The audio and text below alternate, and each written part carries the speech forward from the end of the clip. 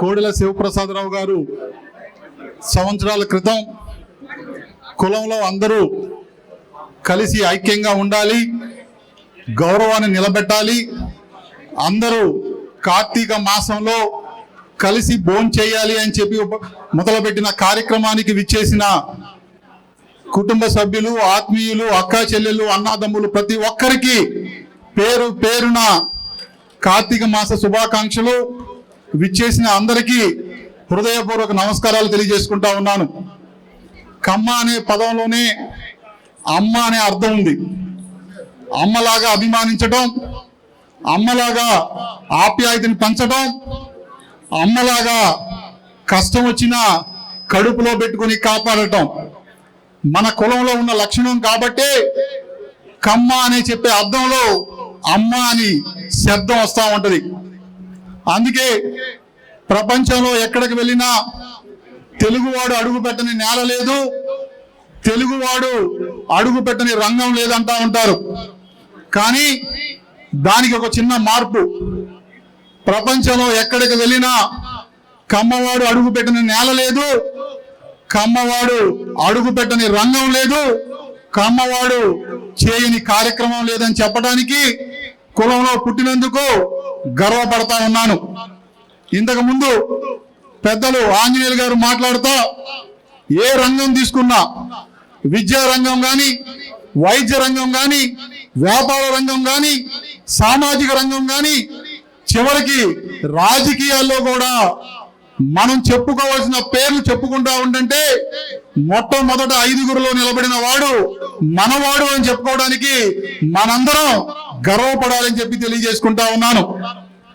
ఒక్క మన వారి చరిత్రే కాదు, నమ్ముకున్న వాళ్ళ కోసం, నమ్మిన వాళ్ళ గౌరవం నిలబెట్టడానికి కోసం పల్నాటి గడ్డ మీద మనందరం గౌరవంగా చెప్పుకోవాల్సిన పేరు పల్నాటి పులి డాక్టర్ కోడెల శివప్రసాదరావు గారు.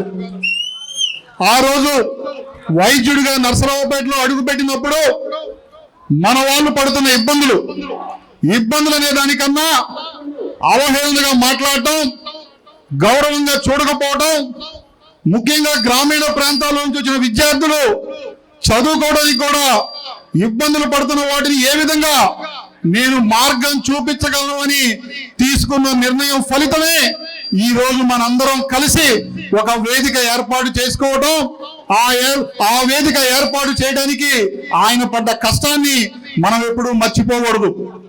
మనం చూస్తా ఉన్నాం నర్సరావుపేట చరిత్రలో, నర్సరావుపేటలో ఎక్కడికి వెళ్ళినా కనపడుతున్న అభివృద్ధిలో కోడెల శివప్రసాదరావు గారు బ్రతికే ఉంటారని చెప్పడానికి గర్వపడతా ఉన్నాను.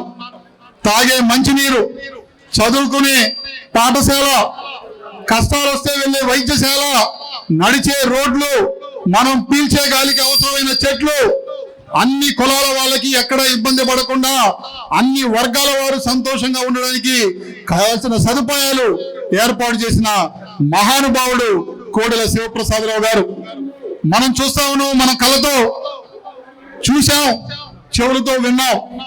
ఆ రోజు రాజకీయంగా కోడెల శివప్రసాదరావు గారిని ఏవైతే ప్రతిపక్ష పార్టీలో ఉండి పోరాడారో వాళ్ళు కూడా నమ్మారు, అబద్ధాలు చెప్పారు, ప్రభుత్వం నుంచి స్థలం తీసుకున్నారు. కోడెల శివప్రసాదరావు గారు కులంలో ఎవరైతే చదువుకోవడానికి ఇబ్బందులు పడుతూ ఉన్నారో వాళ్ళందరి కోసం తన డబ్బులతో మా తాతయ్య గారి పేరు మీద మర్రి పెద్దయ్య గారి సహకారంతో ఈ స్థలాన్ని కొన్నారు. ఈ స్థలాన్ని కొని విద్యార్థుల కోసం, వాళ్ళు ఉండడం కోసం మనం చూస్తున్న రూములన్నీ కూడా అందరి దాతల సహకారంతో నిర్మించడం జరిగింది. ఆ రోజు కోడెల శివప్రసాదరావు గారితో ఏ కుటుంబం అయితే ప్రతిపక్షంలో ఉండి పోరాడారో, ఏ కుటుంబం అయితే పదవులు అలంకరించారో వాళ్ళు కూడా రెడ్డి కాలేజీ పేరు మీద పల్నాడు రోడ్లో అటువైపు స్థలం తీసుకోవడం జరిగింది. ఈ రోజు మనం చూస్తా ఉన్నాం, కోడెల శివప్రసాదరావు గారి ఆశయాల కోసం, కోడెల శివప్రసాదరావు గారి ఆలోచనల కోసం మనందరం నిలబడి ఈ స్థలాన్ని నిలబెట్టాం. ఎంతో మంది జీవితాల్లో వెలుగు నింపాం. ఆ రోజు కోడెల గారితో పోరాడి ఏ విధంగా అయితే ప్రభుత్వం నుంచి స్థలం తీసుకున్నారో ఈ రోజు అక్కడికి వెళ్ళి నిలబడండి. అక్కడ కాలేజీ కనపడదు, అక్కడ ఒక కళ్యాణ మండపం కనపడుద్ది, కాసు కన్వెన్షన్ అని.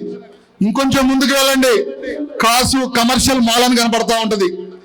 ఏ ఉద్దేశంతో అయితే ప్రభుత్వం నుంచి విద్యార్థుల కోసం గ్రామీణ ప్రాంతాల్లో ఇబ్బందులు పడుతున్న వాళ్ళ జీవితాల్లో మార్పు తీసుకురావాలని చెప్పి కోడెల శివప్రసాదరావు గారు ఏ విధంగా ప్రాణం ఉన్నంత వరకు పోరాడారో, ఆయనతో పోరాడి ప్రభుత్వం నుంచి మాయమాటలు చెప్పి స్థలాన్ని తెచ్చుకొని ఏ విధంగా కుటుంబ అవసరాల కోసం వాడుకుంటా ఉన్నారో మన కళ్ళ ముందే చూస్తా ఉన్నాం. అందుకే కోడెల గారు చెప్పినట్లు అన్ని కులాల వాళ్ళతో కలిసిమెలిసి ఉండాలా, అన్ని కులాల్ని కలుపుకొని వెళ్ళాలా, అన్ని కులాల్లో మంచిని మనం గ్రహించాలా.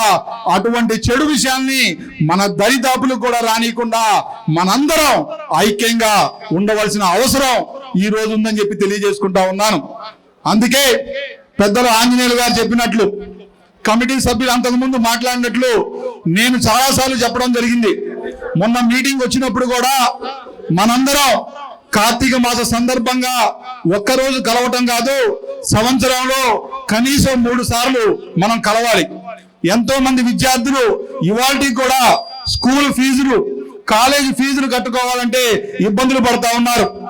వాళ్ళందరికీ మనందరం సహకారం అందించాలా, సహాయం చేయాలా. కోడెల బిడ్డగా ఈ రోజు ఇదే వేదిక మీద చెప్తా ఉన్నాను, ఎవరైతే గ్రామీణ ప్రాంతాల్లో చదువుకోవడానికి ఇబ్బంది పడతా ఉన్నారో నా అక్క చెల్లెలు గాని నా తమ్ముళ్ళు గాని వాళ్ళందరికీ సహకరించే విధంగా శివశక్తి ఫౌండేషన్ వారి సహకారం కూడా తీసుకొని కోడెల శివప్రసాదరావు చారిటబుల్ ట్రస్ట్ తరఫున 5 లక్షల రూపాయలు మీకు ఇవ్వబోతా ఉన్నాను. కమిటీ సభ్యులందరూ ఎవరైతే ఇబ్బందుల్లో ఉన్నారో, ఎవరైతే చదువుకోవడానికి కష్టాలు పడతా ఉన్నారో అటువంటి కుటుంబాలని మీరు ఈ వేదిక మీదకు తీసుకురండి. కోడెల శివప్రసాదరావు గారి పేరు మీద కుటుంబ సభ్యుడిగా, ఈ స్థలం ఇచ్చిన కుటుంబ సభ్యుడిగా మీకు అండగా నిలబడతాను. మీరు చేయబోయే కార్యక్రమాలకి మా నాన్నగారి పేరు మీద మనందరి ధైర్యం కోడెల శివప్రసాదరావు గారి పేరు మీద ఈ ఒక్క సంవత్సరం 5 లక్షల రూపాయలు మీకు ఇవ్వబోతా ఉన్నాను. భవిష్యత్తులో ఏ కష్టం వచ్చినా, ఏ ఇబ్బంది వచ్చినా ఈ రోజు మేము ఇక్కడ నిలబడటానికి కారణం మీరందరూ అండగా నిలబడి ధైర్యాన్ని ఇచ్చి మాకు గౌరవాన్ని ఇచ్చారు.